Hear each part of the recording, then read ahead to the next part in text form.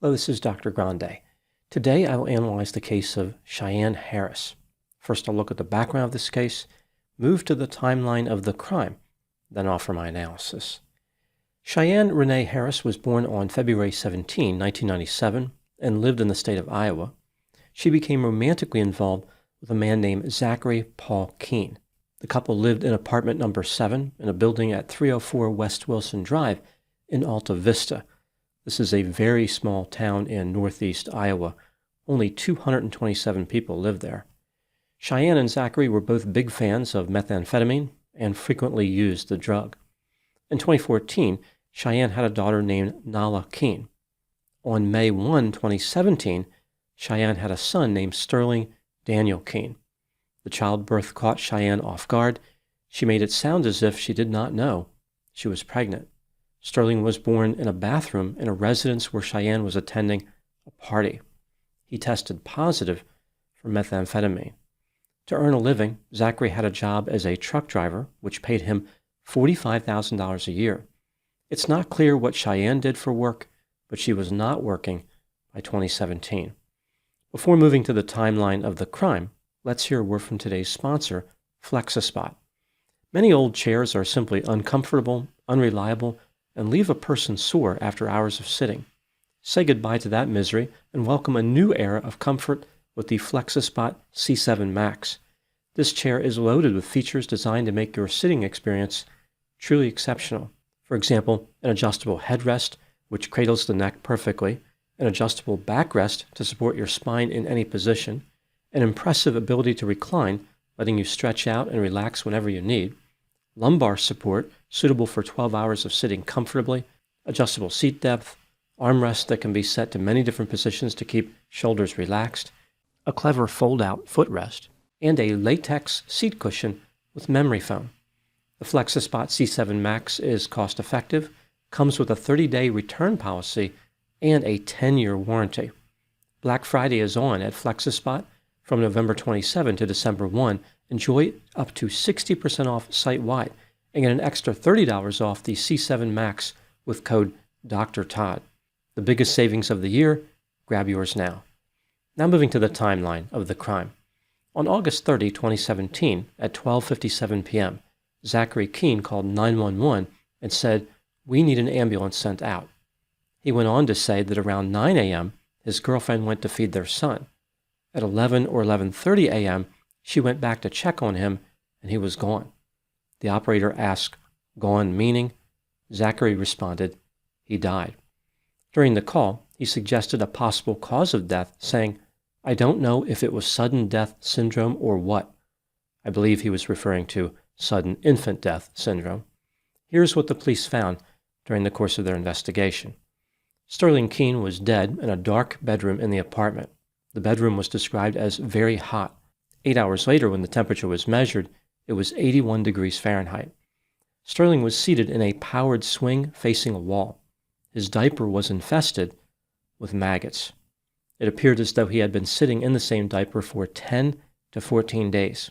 Sterling had been dead for about 12 to 24 hours, which meant he suffered for a long time, leading up to his death. His body weight was 6.94 pounds, only slightly heavier than his weight at birth. Sterling should have weighed 11 pounds by this time. His body was 14 inches long. Sterling was under the 5th percentile in size and weight for his age. An autopsy revealed that Sterling died from malnutrition, dehydration, and an E. coli infection. This infection was caused by sitting in his own feces and urine for several days. The official cause of death was denial of critical care. The manner of death was homicide. Both Cheyanne and Zachary were arrested and charged with first-degree murder and child endangerment resulting in death. Zachary went on trial first in late October 2018. He argued that taking care of Sterling was Cheyanne's job. They agreed that he would generally not be responsible for changing his diapers or feeding him. Zachary claimed that he had been working outside the home 70 to 80 hours a week, so he wasn't around too much. He was unaware that Cheyanne had discontinued care of Sterling and shocked by the death. If Zachary had been aware of what was going on, he would have changed Sterling and fed him. The prosecution presented evidence that Zachary was not working as many hours a week as he claimed. As far as Zachary's claim that he didn't know that Cheyanne had discontinued care, this was very difficult to believe. The apartment the family lived in was very small, and the smell coming from Sterling was unbearable. Initially, Zachary said that he heard Sterling cry at 6 a.m. on August 30. This is impossible because Sterling was dead prior to 6 a.m. Later, Zachary changed his story and said he must have dreamed about hearing Sterling at that time. He said that he saw Sterling alive for the last time on August 28. On November 6, 2018, Zachary was found guilty of both charges. His sentence was life in prison without the possibility of parole.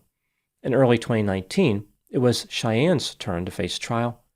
On February 6 of that year, she was convicted of the same charges as Zachary: first-degree murder and child endangerment resulting in death. On April 30, 2019, Cheyanne received life in prison without the possibility of parole. Now moving to my analysis.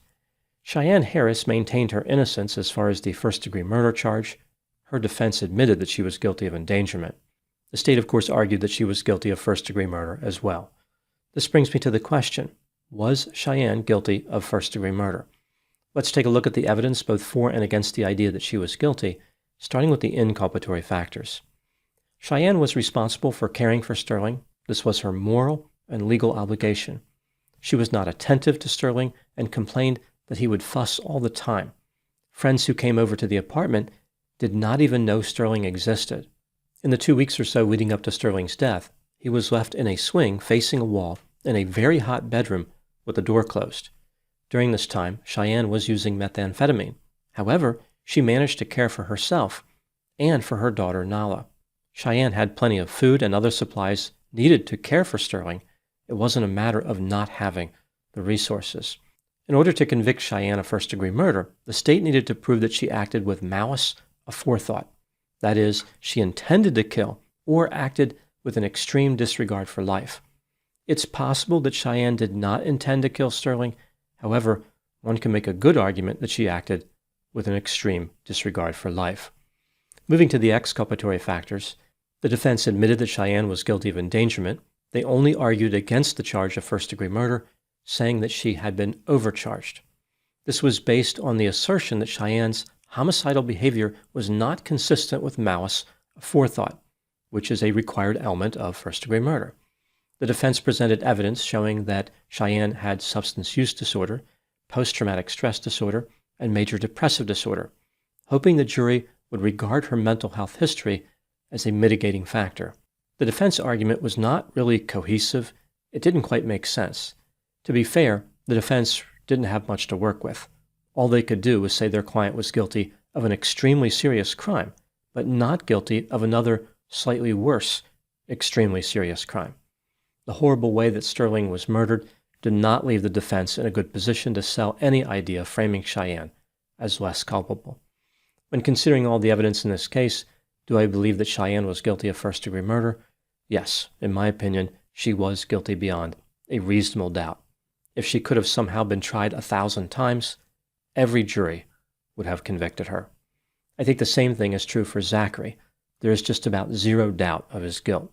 He had no chance of avoiding a conviction either. What do I think happened in this case? This is just a theory, my opinion. Cheyanne and Zachary were addicted to methamphetamine. The drug was the most important thing in their life. Zachary made enough money as a truck driver so they could afford to use the drug frequently. Cheyanne never really became attached to her son Sterling. I wonder if she even thought of him as a human being. When she became high on methamphetamine, she took care of her daughter, but left Sterling alone in a room to die in a horrible manner, a fate that was unbelievably painful and terrifying. His tragic end was completely and easily avoidable, yet neither Cheyanne nor Zachary would lift a finger to prevent his death. Maybe Cheyanne was too impaired to even realize that Sterling was in the room. Perhaps she didn't care that he would die, or maybe she wanted to kill him due to resenting him or some other motive. It's not really clear what she was thinking. No rational person would behave in that manner. Regardless of her motive, Cheyanne committed a heinous crime and was destined to spend the rest of her life in prison. As far as Zachary, he may have believed that Cheyanne really was 100% responsible for Sterling, and caring for his son simply wasn't his problem. This tragedy was probably caused by a combination of substance use and destructive personality traits like self-centeredness, a sense of entitlement, sensation-seeking, impulsivity, and recklessness. Now moving to my final thoughts. After Cheyanne was sent to prison, she participated in a documentary about women who received a life sentence. Not surprisingly, she is not having fun in prison. Other inmates have harassed her due to the horrific nature of her offense. Criminals like Cheyanne cause people to be disgusted. Other inmates are not exempt from this feeling, even though many of them have committed horrible crimes as well. Cheyanne said, "I don't think I really have very many friends right now." To explain why she committed murder, Cheyanne indicated that it never would have happened if she had not been on methamphetamine. After all this time, she is still blaming the drug for her own behavior, which only reinforces the importance of her continued incarceration. The penalty given to Cheyanne and Zachary is completely appropriate. The actions of the couple went far beyond ordinary neglect. Sterling's death was the result of prolonged, conscious abandonment in conditions that no child should ever endure. This was not a momentary lapse in judgment, rather a sustained pattern of willful indifference, a level of cruelty that one might observe between the most sadistic of sworn enemies, not between parents and a child. Those are my thoughts on the case of Cheyanne Harris. Thank you so much for watching. I'll talk to you soon.